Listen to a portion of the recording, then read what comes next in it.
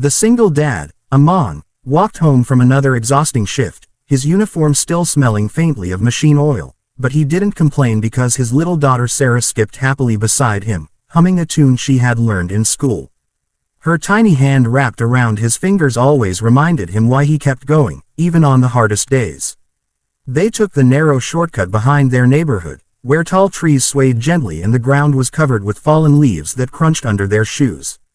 The place was usually peaceful, a small escape from the noise of the city, and Sarah loved dragging her shoes through the leaves, pretending she was drawing invisible patterns on the ground.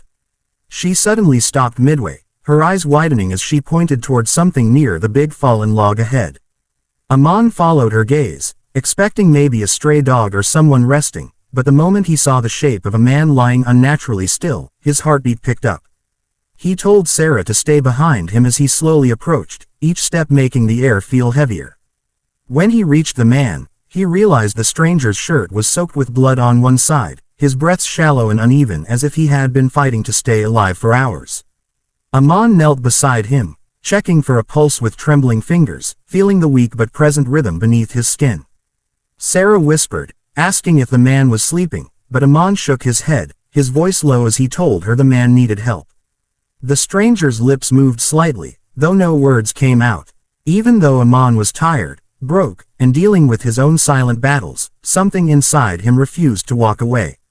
He lifted the man into his arms, startled by how light and cold he felt, and instructed Sarah to stay close as they made their way home through the fading light, hoping desperately that they weren't too late. Here is an expanded, longer scene 2*, written smoothly with no subheadings and no ending sentences. Aman pushed open the door to their small, dimly lit home, guiding Sarah inside before carefully laying the wounded stranger onto their old, sagging couch.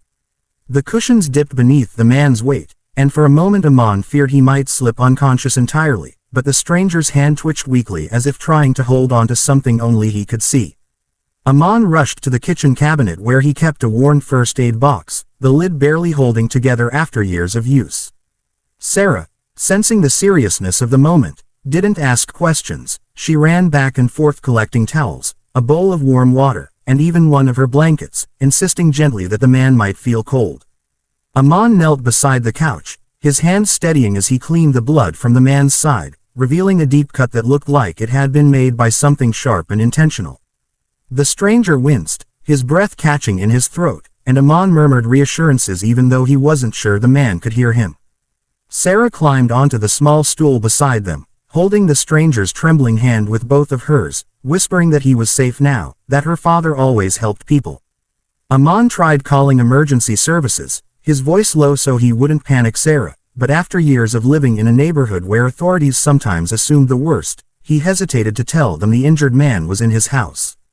He simply reported finding someone badly hurt and needing immediate assistance, leaving out the details that could make things complicated.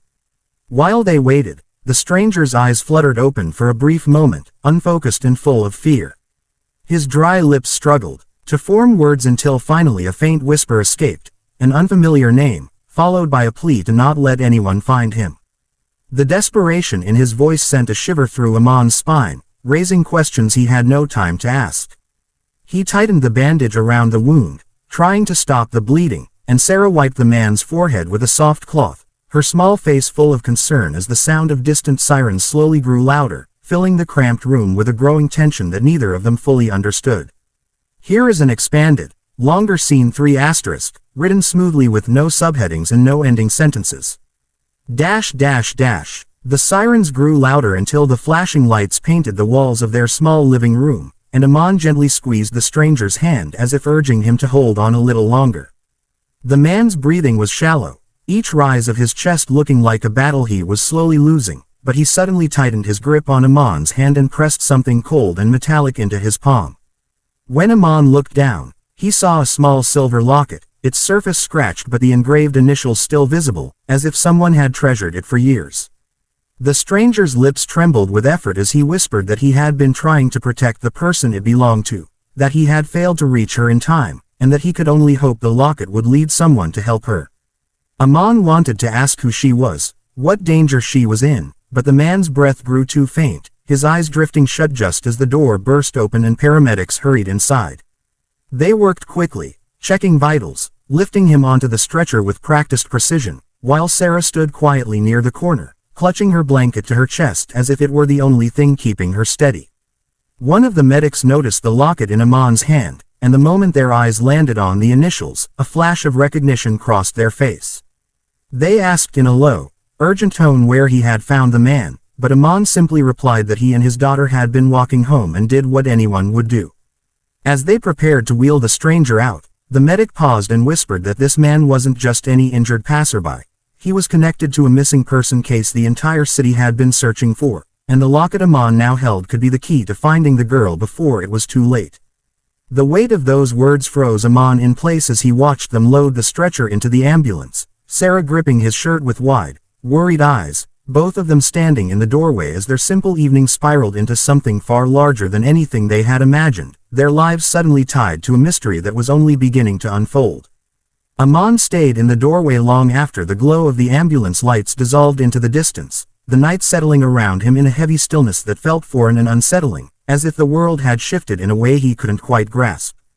Sarah stood beside him, clutching the hem of his shirt, her eyes reflecting a mix of worry and the innocence of a child trying to make sense of something far too overwhelming.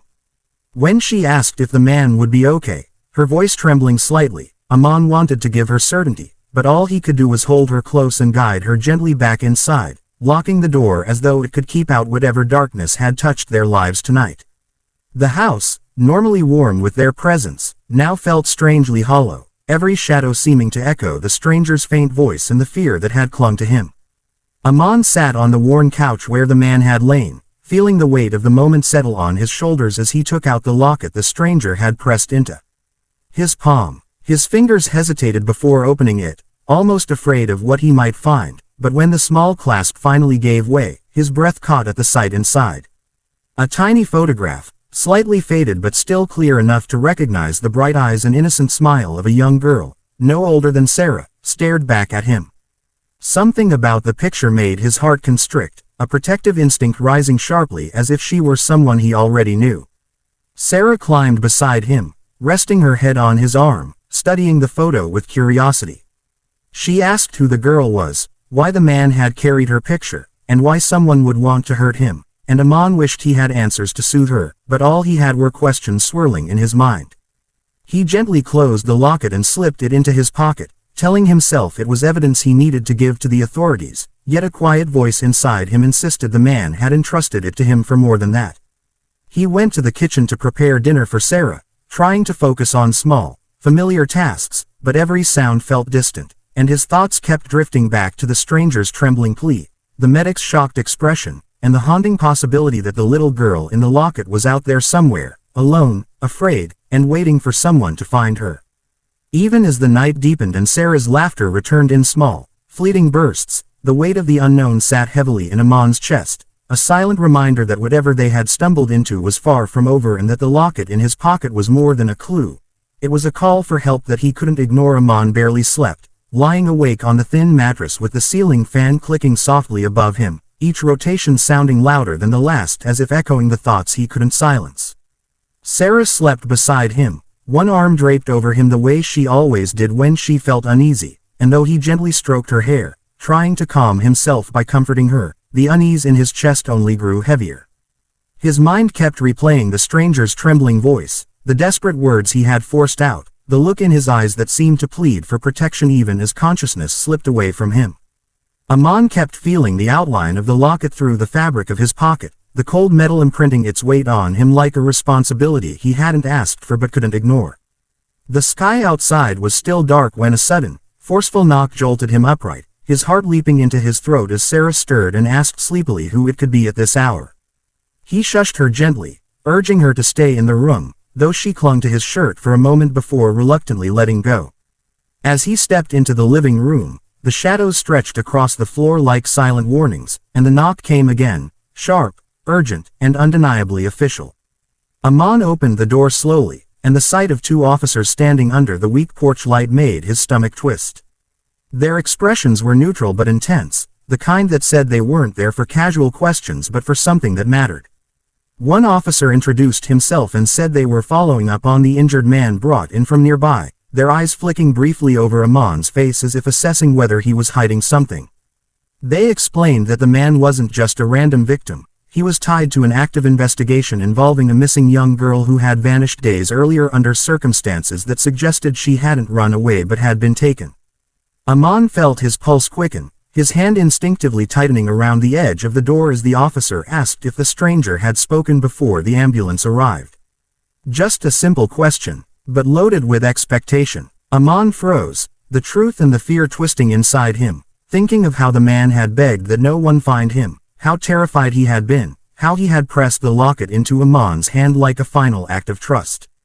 The second officer studied him more closely, noticing his hesitation, asking if the man had left behind anything, a message, an item, a clue, anything that might help them locate the missing girl. Amon's fingers brushed subtly against the locket through the fabric of his pocket, a motion so slight he hoped they hadn't seen it.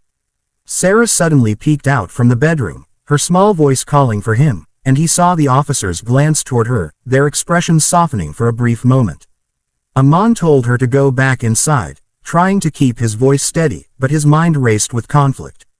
He knew withholding information from the police could put them in danger, yet every instinct screamed that the stranger had been running from someone powerful enough to terrify him even in his last conscious moments. The officers stepped a little closer, asking again if there was anything he needed to share, their tone firmer now,